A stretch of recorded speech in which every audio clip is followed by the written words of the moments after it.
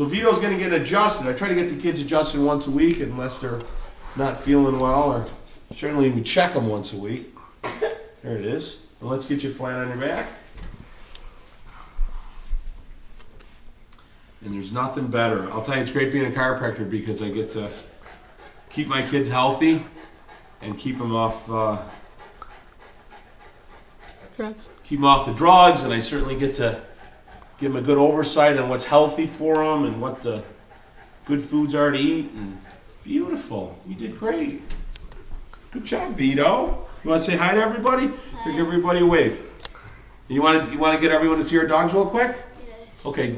Joey, keep the camera going. Hey, Rocky. Come here, Rocky. Come here. Come here, Rocky. Come here.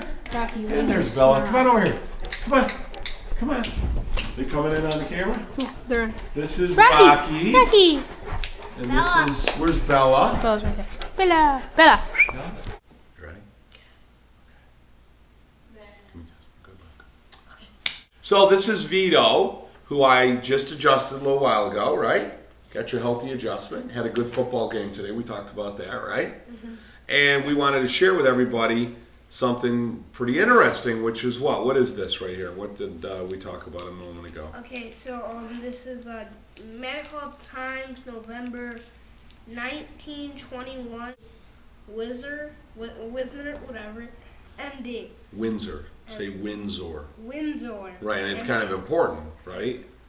So Henry Windsor was an MD. He was a medical doctor, and this is a study from 1921. And it was actually a famous, you want to take a break? And it was called the Windsor Autopsies. And the Windsor Autopsies. And I wanted to share it with everybody today. So the evidence of the association in the dissection of cadavers, of visceral disease, with vertebral deformities of the same sympathetic segments. So what does all that mean? Basically, in 1921, a guy by the name of Dr. Henry Windsor did a series of dissections. And some of those dissections were on animals, some of those dissections were on human beings. And what he wanted to check was what if there was any direct relationship between the health of the spine and the health of the organs. And what he found was essentially 100% correlation between the sickness or disease found in the spine and the sickness, and this is a copy of his studies, and the sickness and disease of the organ. Now what science has just recently proven again, even though it was shown in 1921, was that, we don't really think about it, but some of us have heard of like the fight or flight response. What does that mean? There's a part of our nervous system that Vito's using right now when he's chomping on his gum, right? Which allows your body to do what it's supposed to do. So basically what happens is part of the system will raise the activity of your body and part of the system will lower the activity of your body. It's called the autonomic, think of it as the automatic system. Kind of like the computer on your car. So you punch down on the accelerator, you hit the brakes on the accelerator, different things. A chain of events occurs in the car, just like a chain of events occur in your body to tell your body to speed up or to slow down.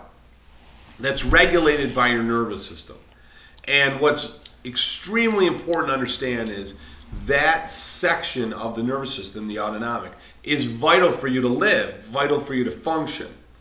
What we found was that if the spine loses normal mobility, if the spine loses positioning and normal mobility, it tends to become rigid, stiff. It stops moving the way it's supposed to.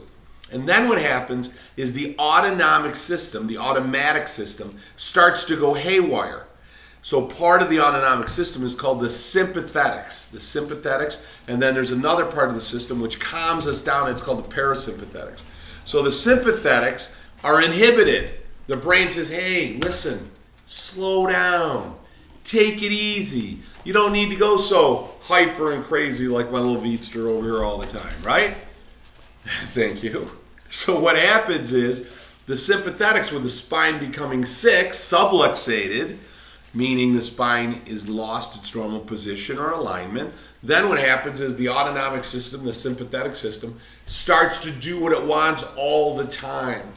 And by not being inhibited, by not being told, hey, calm down, slow down, relax a little bit, it starts to cause the organs to malfunction abnormally, which leads to disease of the organ. Now, what happens when the organs get diseased? You guys can answer that for me. Is it good for the organ or bad for the organ? Is it good for your organs to get diseased or bad? No, bad. Bad. So what's going to happen to your body if your organs get all sick and diseased? Your body's not going to communicate well.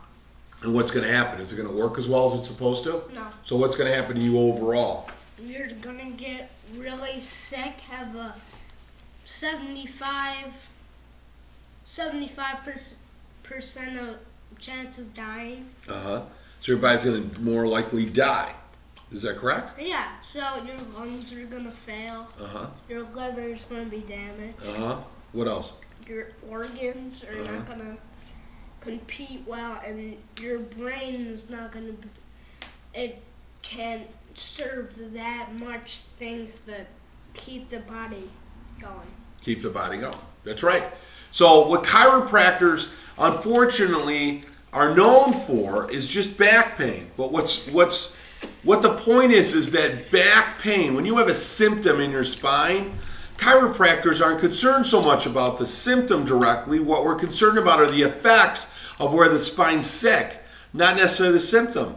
Because people are thinking, well, my back hurts, I have a problem. If my back doesn't hurt, I don't have a problem. The majority of these people had virtually no symptomatology until severe sickness and disease developed in your body. So what the job of a chiropractor is to make sure your spine stays healthy. That's why I adjust my kids. My kids get adjusted regularly so that the spine stays healthy, so that the spine doesn't get diseased. So just like your teeth, it stays healthy, allowing all the messages from here to go down into the body and allow the body to function the way it's supposed to. So our job is to make sure your spine stays healthy for the rest of your life. So that's why it's so important for your children to be under care. That's why it's so important for your parents and your grandparents to be under care.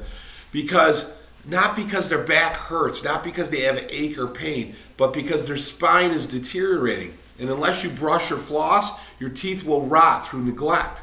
Unless you get your spine adjusted, your spine will rot through neglect. So do yourself a favor, do your family a favor. Make sure that you're all under regular chiropractic care for the rest of your life.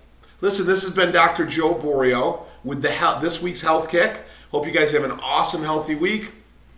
Focus on what we talked about. I've got some great information coming for you next week. We're going to talk about osteoporosis. We're going to talk about liver disease. We're going to talk about kidney disease. We're going to talk about skin problems, all kinds of great stuff. Talk to you next week.